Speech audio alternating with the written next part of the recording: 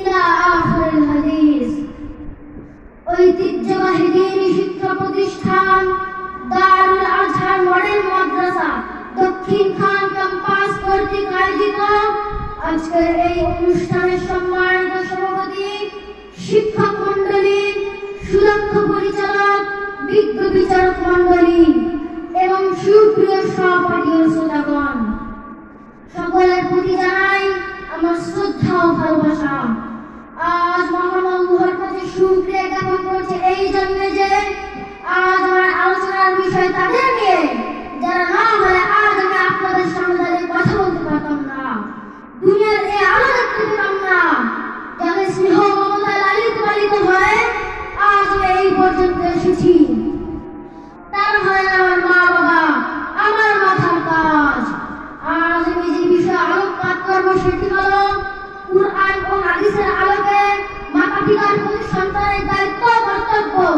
আল্লাহ তাআলা সূরা আল-ইসরা 23 নম্বর আয়াতে ইরশাদ করেন, ওয়াকাদ রাব্বুকা আল্লা তা'বুদু ইল্লা ইয়্যাহু ওয়া বিল ওয়ালিদাইনি ইহসানা। অর্থাৎ তোমার প্রতিপালক তোমাকে আদেশ করেছেন যে তোমরা তার ইবাদত করবে এবং মা বাবার সাথে সদ্ব্যবহার করবে। আল্লাহ তাআলা তার ইবাদতের পরপরই মা বাবার সাথে সদাচরণের কথা বলেছেন। রাসূলুল্লাহ সাল্লাল্লাহু আলাইহি ওয়াসাল্লাম বলেন, ইন্নাল্লাহা ফিল ওয়ালিদি ওয়া সাখাতাল্লাহু ফি সাখাতাল ওয়ালিদি।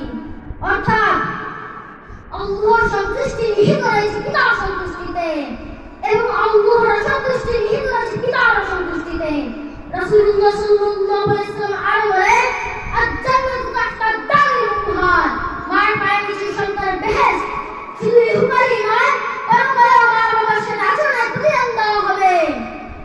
রাসূল করিম সাল্লাল্লাহু আলাইহি ওয়াসাল্লাম আরো বলেন, আলা উনাব্বিউকুম বিআকবারিল কাবাইর কুল্লু মালা রাসূলুল্লাহ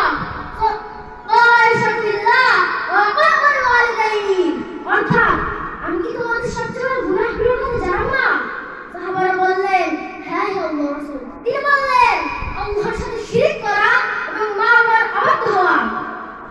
সুপ্রিয় শ্রোতাগণ, এই হাদিসগুলো আমাদের শিক্ষা দেয় যে মা বাবার প্রতি দয়া, শ্রদ্ধা, ভালোবাসা ও সেবা করা মহান আল্লাহ তাআলা আমাদের জন্য ফরজ করে দিয়েছেন। আল্লাহ তাআলা বলেন, ওয়ালা তাকুল লাহুমা উফফিন ওয়ালা তানহারহুমা তাকাল্লিমা কাওলান কারীমা। অর্থাৎ তাদেরকে উফ পর্যন্ত বলো না, তাদেরকে ধমক দিও না এবং তাদের সাথে সম্মানজনক ব্যবহার করবে। সুপ্রিয় শ্রোতাগণ, সুতরাং আমাদের উচিত হবে মা বাবার সাথে সৎ ব্যবহারের পাশাপাশি তাদের ভরণ পোষণের দায়িত্ব নেওয়া, তাদের আত্মীয় স্বজনের সাথে ভালো ব্যবহার করা, তাদের বিপদে আপদে তাদের পাশে থাকা, তাদের ঋণ পরিশোধ করা, তাদের মৃত্যুর পর তাদের কবর জিয়ারত করা, তাদের জন্য নিয়মিত দোয়া করা।